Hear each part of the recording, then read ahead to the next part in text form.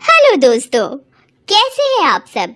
हमारी कहानियां देखने के लिए हमारे चैनल को सब्सक्राइब कीजिए और हाँ, बेल आइकॉन पर क्लिक करना मत भूलिएगा।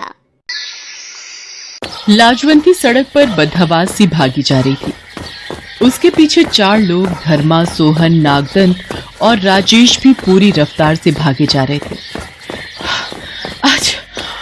आज मुझे किसी तरह इन दरिंदों से बचकर निकलना होगा। नहीं तो ये जानवर हर दिन मेरे शरीर के साथ साथ मेरी आत्मा को छलनी करते रहेंगे। लाजवंती के पीछे भाग रहे चारों लोग भी अपनी पूरी ताकत से उसे पकड़ने के लिए उसके पीछे भागे जा रहे थे। और ये सब सोहन की गलती का नतीजा है। उसे बोला था इस पर नजर रखने, लेकिन वो तो बिना शराब के एक पल भी नहीं रह सकता। अब भुगतो।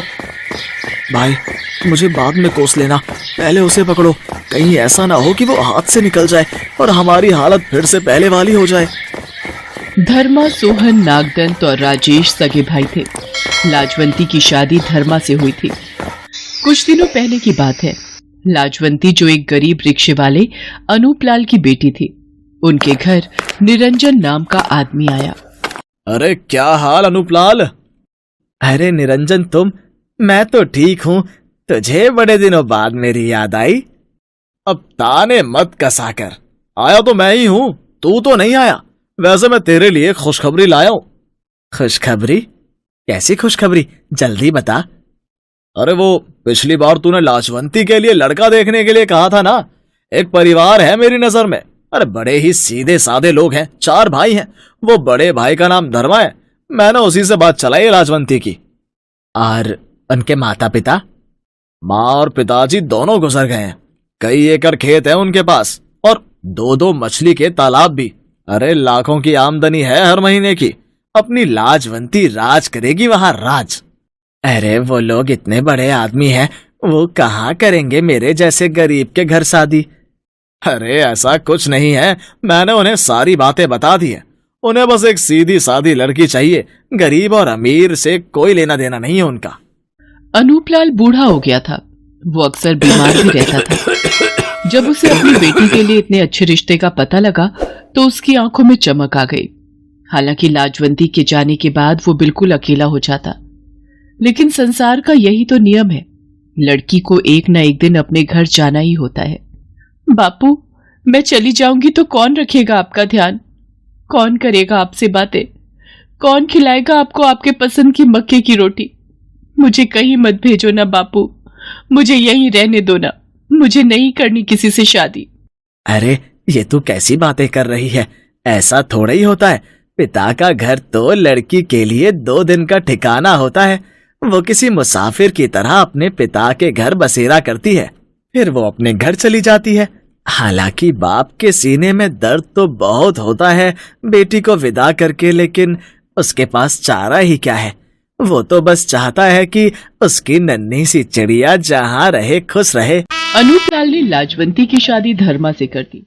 विदाई के वक्त लाजवंती अपने पिता से लिपटकर फूट फूट कर रोई, लेकिन उसे अपने घर तो जाना ही था। बापू, मुझसे मिलने जरूर आना। अरे हाँ री, आऊंगा। अरे जरूर आऊंगा, लेकिन देखना कुछ दिनों बाद तू ही मुझे भूल जाएगी। ऐसा कभी नहीं होगा बाबा, कभी नहीं। लाजवंती अपने ससुराल आ गई। कहाँ वो एक छोटी सी झोपड़ी में रहती थी, कहाँ उसके भाग्य में इतनी बड़ी हवेली की मालकिन होना लिखा था। जैसे ही उसने ससुराल में प्रवेश किया, वो हर चीज को घूर घूर कर देखने लगी। आखिर इतना बड़ा घर, ऐसी सुख सुविधाएं उसने कभी देखी जो नहीं थी। उसी रात जब उसका पति धर्मा उसके कमरे में आया तो वो शर्मा कर जमीन में गड़ी जा रही थी। धर्मा उसके बिस्तर के पास आकर बैठ गया और उसका घूंघट उठाने लगा। ओ वाह, और कितनी खूबसूरत है तू। तेरे गाल तो टमाटर की तरह लाल है और तेरे ये होठ गुलाब की पंखड़ियों की तरह। धर्मा उसकी तारीफ किए जा रहा था और वो शर्म के मारे लाल हुए जा रही थी। कुछ देर बाद वे दोनों एक दूसरे के प्रेम में पूरी तरह खो गए। अगली सुबह। लाजवंती, मुझे जरूरी काम से 1 हफ्ते के लिए शहर जाना होगा। शहर? वो भी 1 हफ्ते के लिए? मैं अकेले कैसे रहूंगी? अरे अकेली कहाँ रहोगी तुम? सोहन, नागदंत और राजेश भी तो रहेंगे और वो तुम्हारा ख्याल रखेंगे। और मुझसे भी ज्यादा। धर्मा शहर चला गया। उसी रात की बात है, लाजवंती सोने की तैयारी कर रही थी, तभी उसके कमरे में धर्मा का छोटा भाई सोहन शराब के नशे में लड़खड़ाते हुए आ गया। भाभी, ओ मेरी प्यारी भाभी, सोने जा रही हो? जी देवर जी, लेकिन आप इस समय यहाँ? अरे भैया नहीं है तो मैं तो होऊंगा ही ना, और मैं नहीं रहूंगा तो मेरे छोटे भाई रहेंगे। हम सब लोग आपकी खिदमत करेंगे, आपको बहुत प्यार देंगे, इतना प्यार कि आप डूब जाओगे उस प्यार में। ये कहकर सोहन ने लाजवंती का हाथ पकड़कर अपनी ओर खींचा और उससे जबरदस्ती करने लगा। ये आप क्या कर रहे हैं? छोड़िए मुझे, नहीं तो मैं चिल्लाऊंगी। छोड़ देंगे, पहले जरा अच्छे से पकड़ तो ले, आपकी नशीली आंखों का नशा कर तो ले। देखिए आप नशे में हैं। आप इसी समय मेरे कमरे से निकल जाइए, नहीं तो मैं सच में चिल्ला कर सबको इकट्ठा कर लूंगी। हाँ, नशे में तो मैं हूं, मैं बिल्कुल नशे में हूं, लेकिन मेरा दावा है कि आप में जो नशा है वो मेरी शराब में नहीं है। ये कहकर वो एक बार फिर से उससे जबरदस्ती करने लगा। छोड़ो मुझे, बचाओ। यहाँ कोई आपको बचाने नहीं आएगा, क्योंकि यहाँ मुजरिम भी हम और कानून भी हम। आखिर उस रात सोहन ने लाजवंती के सम्मान को रौंद डाला। वो चीखती रही, चिल्लाती रही, लेकिन उस जल्लाद पर इस बात का कोई फर्क नहीं पड़ा। लाजवंती ने सोचा कि जब धर्मा आएगा तो वो उससे सारी बातें कहेगी, लेकिन उसे पता नहीं था कि ये सब कुछ धर्मा की मर्जी से ही हो रहा था, और अभी तो उसके साथ और भी गलत होना था। अगले दिन तो दोपहर में ही धर्मा का तीसरा भाई नागदंत उससे तब बदतमीजी करने लगा जब वो रसोई में थी। अरे भाभी, आप यहाँ इतनी गर्मी में रसोई में क्या कर रही हैं? चलिए मेरे साथ बाहर कहीं घूम कर आते हैं। ये कहकर नागवंत ने लाजवंती का हाथ पकड़कर अपनी ओर खींचने की कोशिश की। ये आप क्या कर रहे हैं? छोड़िए मेरा हाथ। क्या भाभी, छोड़ना नहीं है हाथ, हमें तो पकड़ कर रखना है ताकि हम आपको जी भरकर प्यार कर सकें। तुम छोड़ते हो कि नहीं मेरा हाथ? क्या भाभी, ये क्या छोड़ना पकड़ना लगा रखा है? आपको इस घर में शादी करके इसलिए लाया गया है ना कि आप हम सब भाइयों को पत्नी का प्रेम दे। पता नहीं है क्या इस गांव का रिवाज, यहाँ शादी एक भाई करता है लेकिन शादी का सुख सभी लेते हैं। लेकिन आप हैं कि नाटक कर रही हैं। चलिए ये नाटक छोड़िए। ये कहकर नागदंत लाजवंती से जबरदस्ती करने लगा और उसने भी लाजवंती के सम्मान को रौंद दिया। वो बेचारी फूट फूट कर रोती रही और उस दिन को कोसती रही जब वो दुल्हन बनकर इस घर में आई थी। उस बेचारी के साथ हर दिन कोई न कोई भाई जबरदस्ती करता और उसके सम्मान को न सिर्फ ठेस पहुंचाता, बल्कि उसे वो घाव देता जो कभी भर नहीं सकता था। हर दिन वो खुद को कोसती और वहां से भागने का सोचती। उसे अपने बाबा की भी बहुत याद आती। हे भगवान, मुझे निकाल दो, इस नरक से निकाल दो। मुझे खुद से घृणा होने लगी है भगवान, घृणा होने लगी है। पुरानी बातों को याद कर लाजवंती भागे जा रही थी। उसे आज उस जहन्नुम से भागने का मौका मिल गया था, लेकिन उन चारों राक्षसों को ये पता लग गया था कि लाजवंती घर से भाग गई है, इसलिए वो भी उसके पीछे पीछे भागे जा रहे थे।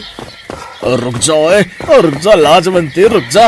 और तू अकेली है, हम चार, और हमसे जीत नहीं पाएगी तू। रुक जा। लेकिन लाजवंती को आज इस बात से कोई फर्क नहीं पड़ता था कि वो अकेली थी और वो चार। उसे तो बस किसी तरह भागना था उस नरक से दूर, उन राक्षसों से दूर। भागते भागते अचानक उसकी नजर सामने से आ रही पुलिस की जिप्सी पर पड़ी। उसे देखते ही थके हाथ पैरों में फिर से जान आ गई। उसने हाथ हिलाते हुए पुलिस की जिप्सी को रुकने का इशारा किया। उधर चारों भाइयों ने पुलिस की जिप्सी देखी तो वे भाग खड़े हुए। ड्राइवर साहब, जरा गाड़ी रोकिए, तो लगता है ये महिला मुसीबत में है। ड्राइवर ने जिप्सी रोकी। लाजवंती भागते हुए इंस्पेक्टर शांति के पास गई और रोते हुए कहा, मैम मुझे बचा लीजिए, मैम मुझे उन राक्षसों से बचा लीजिए।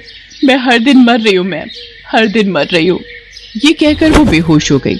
जब उसे होश आया तो वो हॉस्पिटल में थी। इंस्पेक्टर शांति उसके सामने बैठी थी। तुम्हारा नाम क्या है? तुम किन राक्षसों से खुद को बचाने की बात कर रही थी? उसके बाद लाजवंती ने रोते रोते इंस्पेक्टर शांति को सारी कहानी बताई। उसकी कहानी सुनकर इंस्पेक्टर शांति की आंखों में आंसू और गुस्सा दोनों आ गया। वो उसी समय उन चारों भाइयों को गिरफ्तार करने निकल पड़ी और शाम तक चारों भाइयों को गिरफ्तार कर थाने ले आई।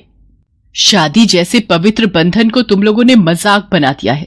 एक औरत की जिंदगी को तुम लोगों ने जानवर से बदतर बना दिया है। लेकिन याद रखो, औरत दुर्गा है, औरत काली है, और जब हद से ज्यादा अत्याचार बढ़ता है तो औरत वध भी करती है। उन चारों भाइयों पर मुकदमा चला और उन्हें उम्र कैद की सजा हो गई। लाजवंती अपने पिता के पास वापस लौट गई। आज वो पुलिस की नौकरी की तैयारी कर रही है। उसे इंस्पेक्टर बनना है और औरतों पर अत्याचार करने वालों को सबक सिखाना है। हमारी कहानियाँ देखने के लिए हमारे चैनल को सब्सक्राइब कीजिए और हाँ, बेल आइकॉन पर क्लिक करना मत भूलिएगा।